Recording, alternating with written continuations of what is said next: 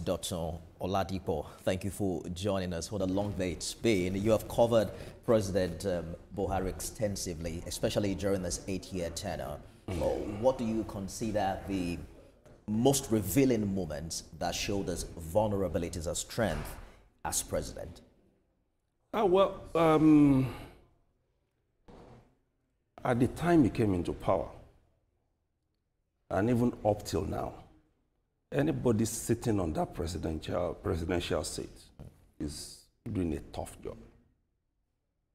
You know, there is a common saying around this part of the country, and generally, it's easier to destroy than to build. We build something. We may not be too aware of what things look like, but we had stories. I knew that at some point in 1986, my dad told me when they brought him a brand new Pojo that it cost him 6,000 naira. And then we have gotten to a stage in this country where even that Pojo, we don't assemble it again. We bring it in. And at what cost? So when he got into power, and very much unlike when he was a military head of state, there was a difference. You needed the rule of law. It wasn't by fiat again. It wasn't the war against indiscipline era again, where you just give the order and everybody's queuing up at the bus stop. You have to go through lawmakers, the National Assembly, and none of those. So he had not just his task cut out for him, but others to also cross. The naira was weak. The economy was crumbling. Until now, not so much has changed in terms of our earning power. We're just trying to push in things. So when he came in, it wasn't rosy. And I've said it over and over again. Anybody who thinks that it is just going to get into the villa and say, Nigeria, be well again, that person is joking. And I agree with you to that extent. But for former President Buhari, his case is peculiar. Yes. He was determined to be president. He won in his 4th attempt, right? Yes, he won. So opinions remain divided as to whether or not he was overwhelmed by the complexity of the Nigerian problem. Looking back now, history will now have to judge him relative to what he was able to do, compared to the campaign promises that he gave to Nigerians. It's easier to make promises now. When you get in, the reality sets in. For anyone going into the villa to achieve anything substantial now, that person must have done a lot of work. Like I said, and some people share that opinion, I may completely be wrong. Buhari dying today would have been better off not coming into the presidency again. Because as a military head of state, he covered a lot of grounds, and we can give that to him.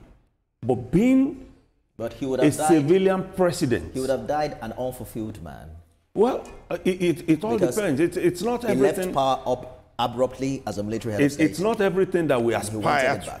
It's not everything we aspire to that we get. It's not.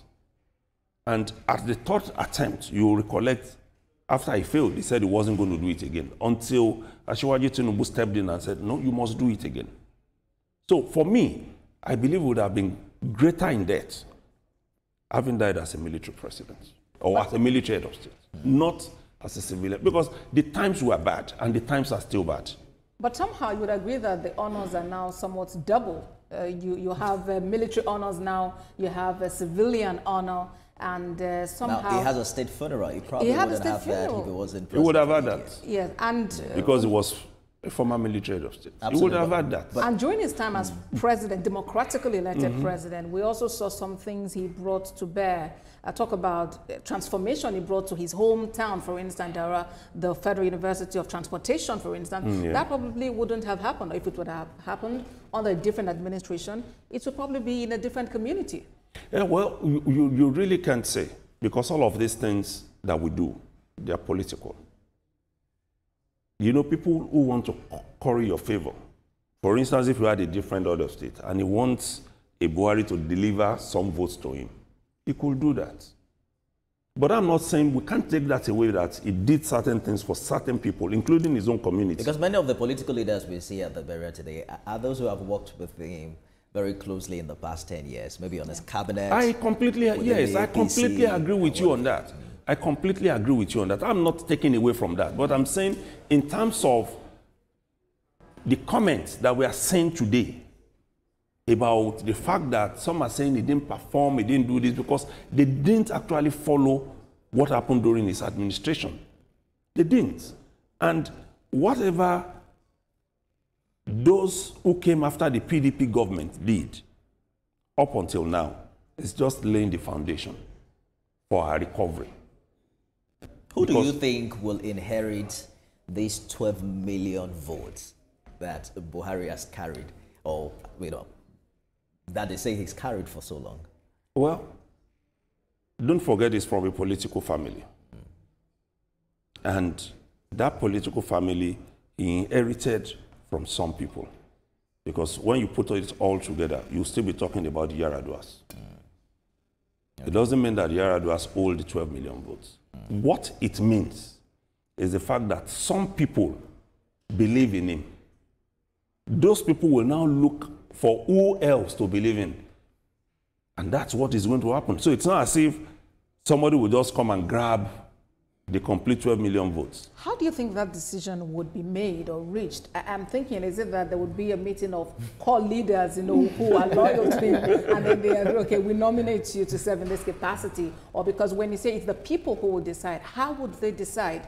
Because it means there would then have to be some form of poll, an election. Now, that decision, this is the way it's going to play out. If you recollect some months back, there was a visit by the CPC bloc, that's Congress for Progressive Change, some top leaders who went to see him and said, it's like the present administration has sidelined us.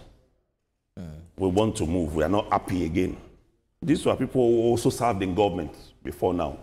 I think they're divided actually between the current...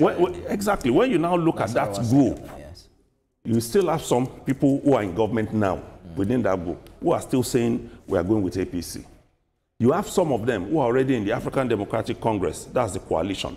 That's what I'm saying, it's going to all move around. Things will happen, and...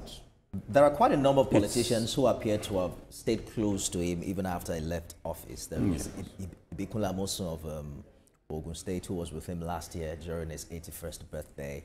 Nasir El-Rufai also recently visited him, even while he was forming his ADC alliance. Would you say that Buhari left a political successor that his followers can identify with? No, I won't say that. Because nobody can say this is the successor. Nobody. Unlike in those days when we had, during the Second Republic, when we had National Party of Nigeria, Unity Party of Nigeria, you can say, okay, this is who is likely to succeed, say, Chief Obafemi Awolowo or an Nnamdi Azikiwe. But now it's no longer that way. Everybody comes together with their own constituency, their votes, their power. Nobody has absolute power now. But in some instances, you have some leaders who are able to put people together. And that is the most important now. So everybody will now go to their communities, to their constituencies, to go and deliver those constituencies to whoever they want. It's split now. It's fluid. It's not compact. Anything can happen. Let's take this conversation back to our Abuja studio, where